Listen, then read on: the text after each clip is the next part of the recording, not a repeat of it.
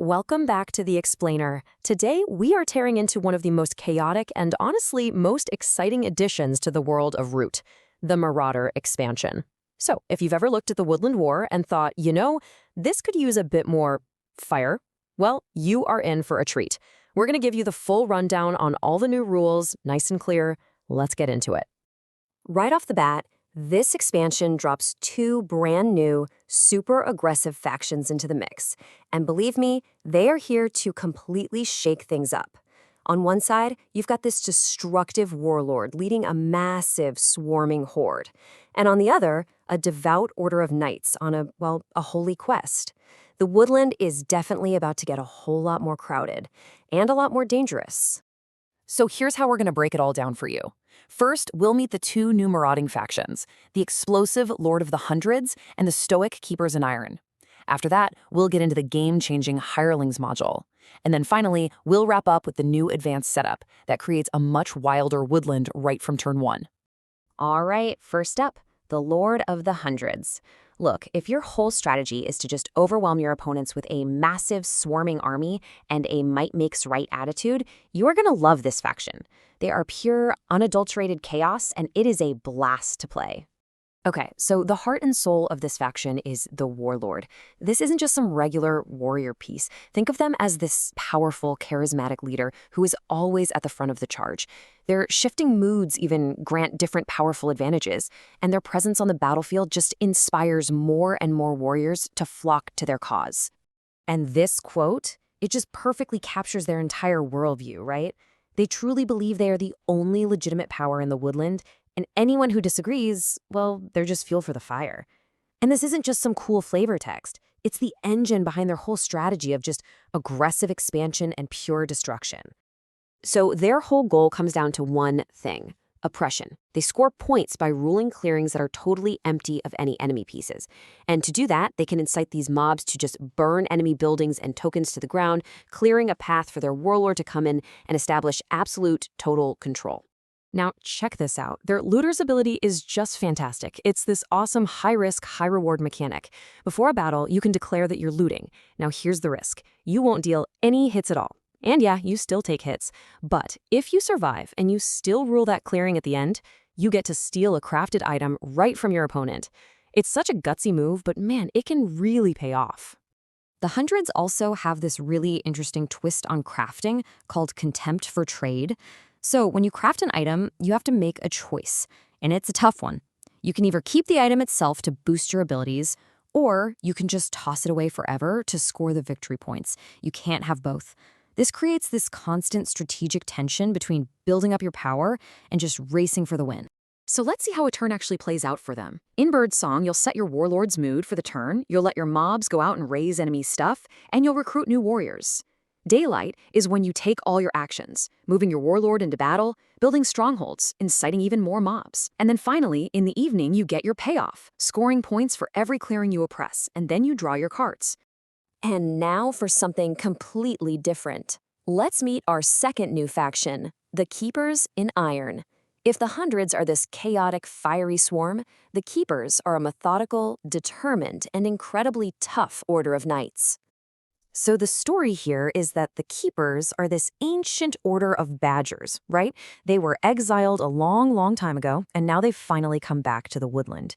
They aren't really here for conquest, not in the usual way. No, they're on a sacred mission to find and secure these ancient relics that have been scattered all over the land. And this is their whole motivation. This is everything. Every single action they take is about this quest. They're basically trying to reclaim their lost history, one piece at a time, by recovering these powerful relics that were lost in the huge wars of the past. So, their path to victory is totally unique. It's kind of a two-step process. First, they have to delve into the forests that are next to their warriors to find these hidden relics. But finding them isn't enough.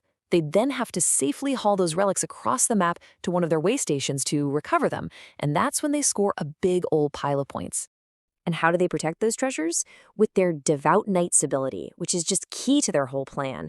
This makes him incredibly hard to get rid of. See, if they have a relic and one of their own warriors in a clearing, they get to ignore the very first hit they take in battle. This makes them absolute tanks when they're guarding their precious cargo. Their turn really reflects how methodical they are. In Birdsong, they can encamp, which turns a warrior into one of those all-important way stations. Daylight is where the real action is, and it's all driven by their retinue of cards. Each card lets them do something cool, like move, battle, delve for a new relic, or recover one. Then in evening, they craft, tidy up their board, and draw back up. So yeah, you've got this whole life cycle for a relic. You delve for it in a forest, you move it with your warriors, build a way station somewhere, and then recover the relic there to score. But, and this is a big but, you have to be so careful. These relics are basically shiny targets. If an enemy manages to remove one from your possession, they get an extra victory point for it. That makes every move a really calculated risk. All right, let's switch gears and talk about a new feature that changes the game for every single player at the table: Hirelings. You can think of these as minor factions or wandering warriors that you can temporarily recruit to come fight for you. So what are hirelings really? It's a simple question, but the answer is a total game changer. Basically, hirelings add shared units to the board, creating this super fluid and dynamic battlefield where who has the advantage can just shift in a blink of an eye. So here are the basics you need to know. They're shared units, but while you control them, yep, their pieces count for rule. The first player to hit 4, 8, and 12 points gets to grab one. But, and this is important, that control is temporary. You'll eventually have to pass them on to another player. They also come in two flavors: promoted, which adds actual pieces to the map, and demoted, which usually just gives you a powerful ongoing ability. This is just as important as what they can do. Understanding what hirelings are not allowed to do is absolutely key to using them right and, not making those little rules mistakes that can trip up anybody. The number one thing to remember is this: they are not your warriors. You can't just move them around using your regular move actions. They don't count as your faction's pieces for things like the Keeper's special abilities. You can't play an ambush card to save them in a fight. And they definitely can't use any of your cool faction powers. Think of them as allies, not part of your own army. And finally, for all you veteran root players out there, the Marauder expansion adds a really fantastic new way to start the game: the advanced setup. This system just throws the old predictable setups out the window for something way more dynamic. Yeah, this setup is designed specifically to shake things up. You actually get to choose your 3 starting cards from a hand of 5, which gives you way more strategic control from the very beginning. The factions you can play are drafted from a small, random pool, which forces everyone to adapt on the fly. This completely replaces the old reach system and is all about creating wilder, more replayable, and less predictable games. And that's the Marauder expansion in a nutshell.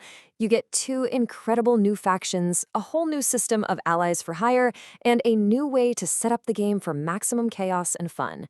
It really deepens the strategy and raises the stakes in the woodland war. So, I guess the only question left is, are you going to be the one to burn the forest down with the hundreds, or will you reclaim its lost history with the keepers?